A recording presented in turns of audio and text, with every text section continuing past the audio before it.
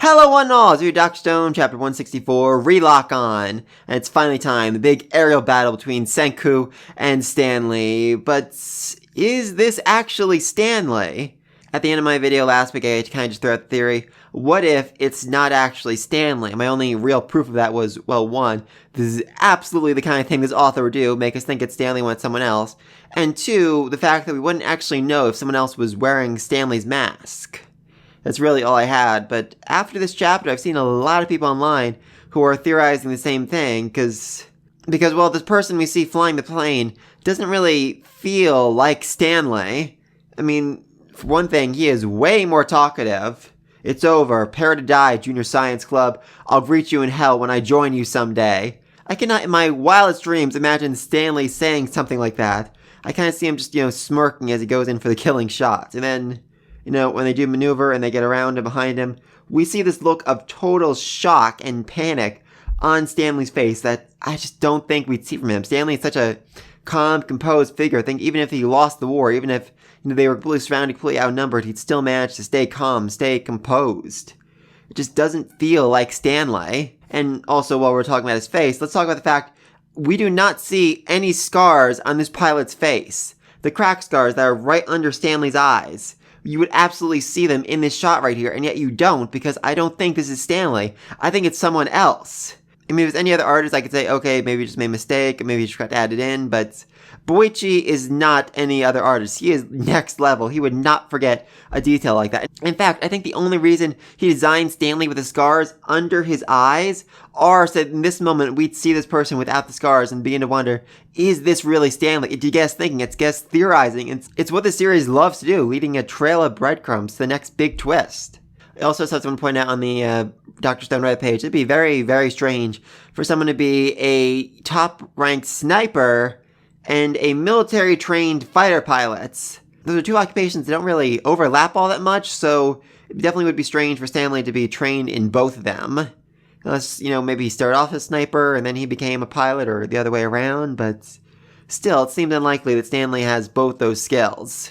And again, this line here, oh, you've got guts, coming at a military-trained fighter pilot like me, but fine, have it your way, I'll play this fair and square and still crush you. Stanley is not that talkative! I really cannot imagine him saying all those words. So if this actually is someone other than Stanley, where's the real Stanley? What's he doing? And definitely a few possibilities here. I mean, first and foremost, like I said, he could be working with Dr. X on his super weapon, trying to get that in the air, trying to get it working, whatever it is. I mean, secondly, there is a possibility that maybe Stanley predicted that Senku and the gang get this plane up and running, and he's currently aiming some sort of anti-air missile gun something at them so that he can shoot them out of the air himself while they're distracted in the fight against the actual fighter pilots. Or maybe while everyone's, distracted, looking up, watching this whole dogfight in the air, Stanley is getting closer to them, gonna board the ship with his army. Just this whole thing is distraction so that they don't realize they're being attacked until it's too late. That's also quite possible.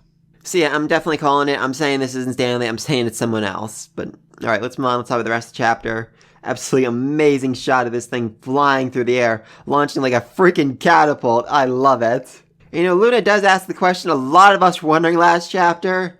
The real question should be, why'd Senku jump from his sickbed into the cockpit? Which, very good question. And we do actually see the reason for that. At one point, something in the plane breaks and Senku has to fix it mid-air, as he explains, ha ha ha. I mean, we did slap this thing together in a hurry, but no worries, that's why I'm here. To fix a plane. In mid-air, in the middle of a dogfight, while still recovering from your multiple bullet wounds. Yeah, totally normal thing to be doing, Senku. Totally normal thing to be doing. I do love just Senku's other main job in this plane is holding up a fake machine gun to make the enemy think they are way more dangerous than they are. I mean, it looks convincing enough. It's not like Stanley's gonna be able to tell the difference, in mid-air, mid-combat, and I know I should refer to him as Stanley when I already just said I don't think it's Stanley, but to refer to him as not Stanley or the pilot throughout the rest of the video would get very annoying very fast, so even though I don't think it's Stanley, I'm going to keep referring to him as Stanley. Sorry, not Stanley.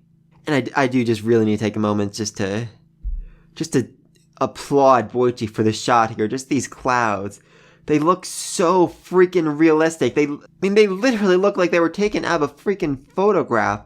They are that beautiful, that well drawn. I know it's something so small, so insignificant, but they are just so absolutely beautiful. I need to take a minute just to applaud them. Anyway, the Mr. Manga Artist shows up, and hey, he's still around. Haven't seen him since he was revived, and I guess this is supposed to be... Is this like Boichi putting himself in the series then? Because he says, he drew a military series before this, so is this Boichi or is this the author saying they know about military fighter plane tactics because they've drawn a military series in the past? I'm not sure about that, but certainly helps explain things. I'm not gonna lie, a lot of what happened here kind of went over my head. I'm not in any way knowledgeable about military flight tactics, so couldn't really tell you what was happening without the commentary. Oh, and before getting into these insane flight maneuvers they pull off, I do just have to comment on one thing. The G-Force probably should have knocked these two unconscious. I mean, Stanley is a trained military fighter pilot. He definitely has the experience with them so that he would be able to manage and be able to stay awake and all that. But for two people who are not trained military fighter pilots, yeah, they definitely should have passed out at some point during this. I mean, there is a way to justify it. Ryu, he's rich. He probably could afford to try out military fighter jets in the past. Not flying them, but, being in the backseat of them.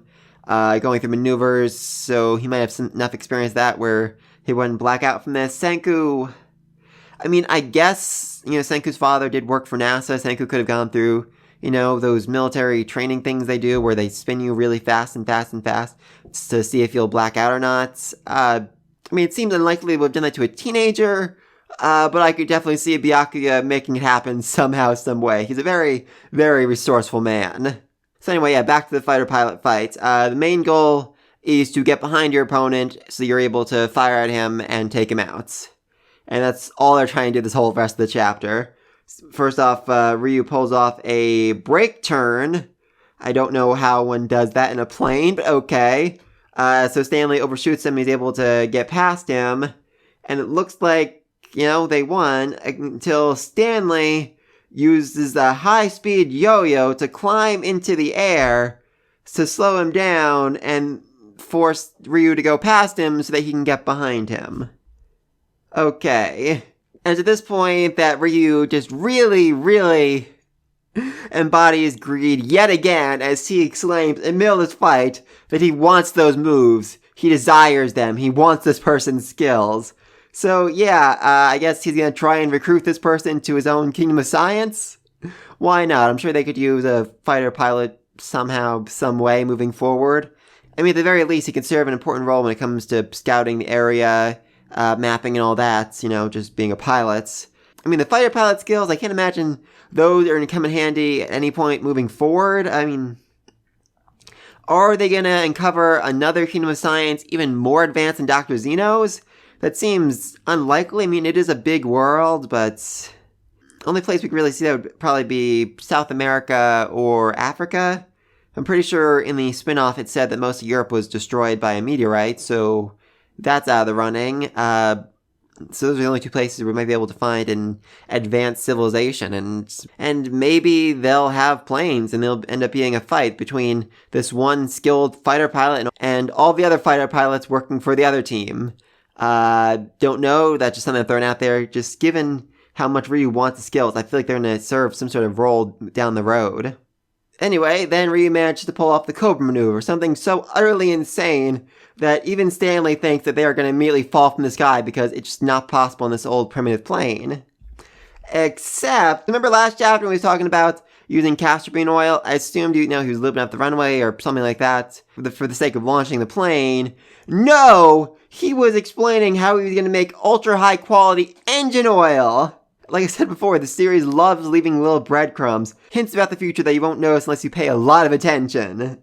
So yeah, because they have better quality engine oil than Stanley does, they're able to pull off the impossible Cobra maneuver and get behind him. And then he says a line which I can't really tell if it's lame or cool.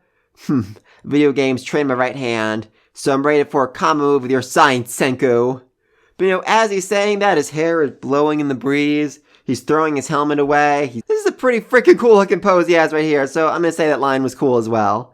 He's locked on, he's ready to take out Stanley, but it's very concerning that he did not fire before the chapter ended, that he didn't take out Stanley. To me, this is hinting and it's implying that next chapter, right before he manages to take the shot, right before he manages to beat Stanley, something's gonna happen that's gonna lose them the fight.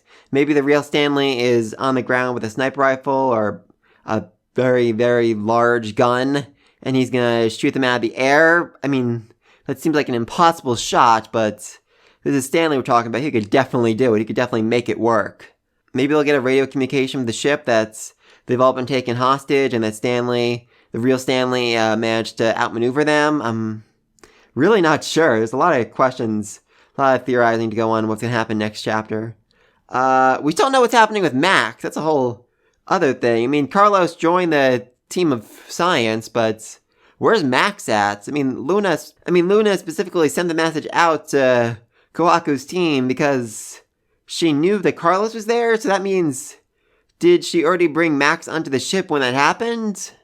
Or did they just see Taiju picking up Carlos before he left? Because otherwise, there's no real point in Luna giving that message, so I'm guessing Max joined their team. Maybe he'll play some sort of role moving forward. Maybe he'll betray them because he's jealous of Luna's love for Senku. I mean, I would definitely want to know more about their backstory. Like I said last chapter 4, that Carlos and Max have this undying loyalty to Luna, and I really just want to know where it comes from. How did she inspire such faith in them? I'm very curious about that. Alright, so yeah, like I said, this was a very crazy chapter. I didn't really understand a whole lot about how the flight maneuvers worked, but they were really cool to see, and this whole chapter looked absolutely freaking amazing.